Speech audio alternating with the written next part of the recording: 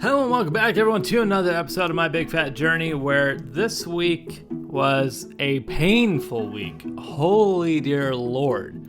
So last week we did the 10K and I kind of covered what was going on with that. Still haven't heard officially if we broke the record. I think we needed like 12 or 1,300 people to break it. And when they started it, we had at least 130,000. It keeps bumping between 130,000 and 150,000. But either way, that's still way over the number we needed for applicants. So, and the last I knew, they had at least 30,000 confirmed that they had personally gone through. Apparently he didn't want his milk today. But the whole week, I was just hurting so bad. I ended up having shin splints. I think I said that in the last episode. And from there, it just kind of kept showing more and more faults with what happened with the 10K as I was progressing on with the week. It went from just the shins to the thighs, and then the knees ended up, and this is the problem that I'm not having so much today. This is the first day without it, but the knees kind of go inwards, and they just keep like it's supposed to be like this, and then it'll like suddenly pop inwards, and it's just like catches you by surprise. So yeah, that's the other thing I was battling a lot through the week. And stairs weren't gonna happen. So yeah, I'm glad that I'm back to normal now. But it was weird going back to before I had started this journey with the foot pain and the leg pain. It was so weird going back to those days of having to support myself for walking around and whatnot. It was a horrible reminder of where I was and how I'm so thankful to be where I am now, of where that's no longer a concern. Because that was the number one thing that I really hated, besides just like feeling sick in general. But it was just the whole pain of just trying to get around in my day-to-day life and eventually getting through my morning enough to the point of where my feet would just go numb from the pain, that I would just be able to start being able to go through it. It was just a really, really scary reminder, honestly, because I was like, don't tell me I'm back. But I knew what exactly it was. It was just from the 10K. But let's go ahead and get into the weight loss for this week, which caught me a little bit off guard. We weighed in last week at 272.6. This week, 268.2. We officially have gone below 270 and had a 4.4 pound loss. Having the machine finally say 260 something, that was nice. But I was really, really concerned and worried because, like, even though my intake, I didn't change at all, the amount of energy that I was doing throughout the rest of the week, I didn't change. Well, I did less because of the pain. I wasn't able to get around as much as I wanted to, and I had to take more breaks at work sitting down to try and get the pain to go away for a bit. I was really, really expecting to do another gain this week, honestly. So I'm very, very happy seeing that. But at the same time, it just seems like there's something wrong there with the numbers. It just seems like something's wrong. And I just don't know how to put it. I feel like this week's number isn't the one that's wrong. But I feel like last week's number with that gain, I feel like there's something wrong there with like water weight or something. I don't know. But regardless, we're at 268.2. That makes me feel happy. Now let me lay out the game plan for what I want to do to get us to the end, okay? And I'm going to throw this out there, and it's going to sound, well, pretty much guaranteed. I want by the 100-week mark to have reached my goal weight, which is 50% lost, 238 pounds. Which means that we have like 22 more pounds to go, approximately. That doesn't seem right. 32? We got about another 32 pounds, 31.6 pounds to go. And I want to do that by the 100-week mark. This is only like week 63, question mark? Yeah, this is week 63. So we have so many more weeks to get to this being done, but I want to have it by the 100-year mark, or 100-week. It's definitely going to happen, but I want to fuel myself now to get it done rather than procrastinate and have more gains or no losses.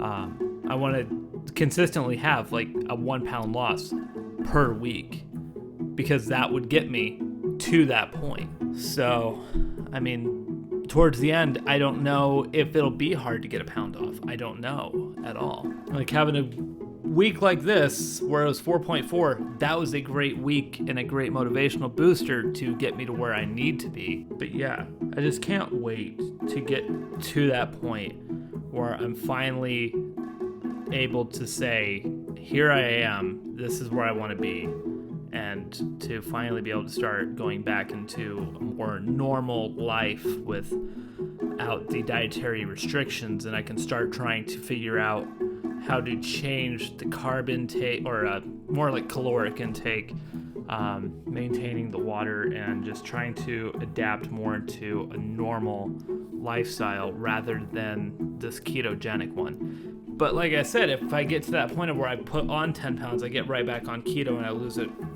right back again. And that's how I probably will have to be for the rest of my life, I think, because my natural metabolism is just crap. But I can't wait to try and play with that and not feel like I'm still at a very, very high weight. Like, I know 238 is definitely still up there, but it's not anywhere near as bad. It's not astronomical. It's not that unhealthy, I don't feel personally, but I know it's still technically obese. But yeah, I can't wait to get back to that point where I can start fiddling with a regular diet and start experimenting and figuring out what I can do. It's gonna be fun. And speaking of getting back to some more normal, I don't know if it's going to be this weekend or next weekend is going to be the next off day that I'll have, because I was thinking it was going to be this weekend because it's going to be the first of every month, and I was going to try and do it slightly different this time and see how it would go with a slight change. But the problem is that next Thursday I have a blood draw, and I feel like if I have a cheat day that it could potentially screw with my blood levels, even though it's like 5 days later. So I don't know. I kind of feel a little bit uneasy about doing a cheat day before doing a blood draw and them looking at the numbers, because last time they kind of complained at me a little bit and they're like, "Oh, your cholesterol's back up," and I was like, "I know, I was just at Golden Corral yesterday."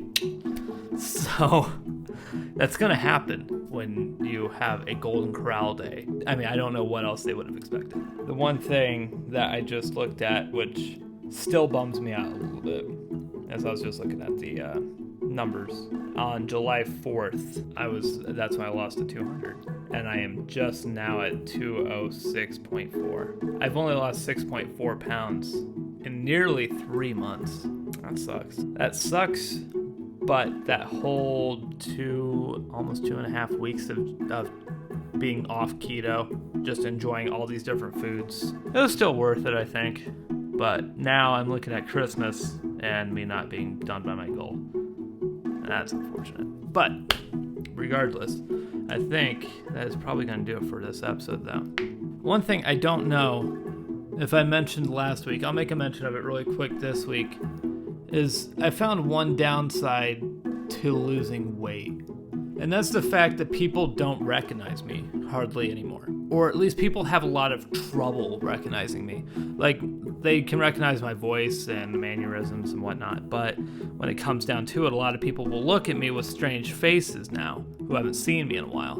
And it's kind of like they're trying to figure out, are you who I think I am? Or are you who I think you are?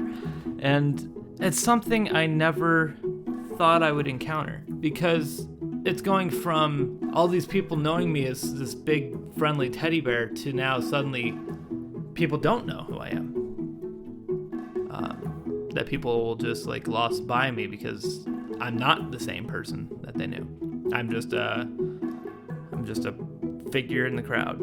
It kind of hurts a bit, because that means like a lot of friendships that I've made in the past just they disappeared with the weight because they just don't know who I am. So someone could be seeing me in a Walmart and they wouldn't approach me, but if I don't see them, then I can't interact with them, sort of type thing. And it's something I was never, ever expecting that would happen. But here we are. It's just something interesting that's been happening. And I think it's happened with like 3 or 4 people now. And like once the people recognize and realize, then they're like, holy crap, you have changed and you've lost a lot. And they're really proud, but it's just like the idea of losing people as I've been losing the weight kind of sucks. But it's just something that I've noticed, and it's been increasing lately. Ran into one guy at a Walmart, former guy that used to come to our store a lot. I don't think he recognized me. He kind of had the weird, "Are you who I think you are?" face. But he didn't really say anything on it. But I addressed him, and I was just like, "Hey, how's it going?" So, but yeah. Just a little side thing I was never ready for with this whole journey was the idea of people losing the idea of what I was and not able to notice me because of how drastic of a change it's been. It's all part of the journey. Who knows what else is going to come down the pipeline that I'm not expecting and not ready for. And who knows how many more runs I'm going to be doing. Am I going to do any more 10Ks? Hell no. No way. Not today, not tomorrow, not in a year. 5K? Maybe. I wouldn't mind doing some more 5Ks. I think I could do 5Ks a lot more better without the damage.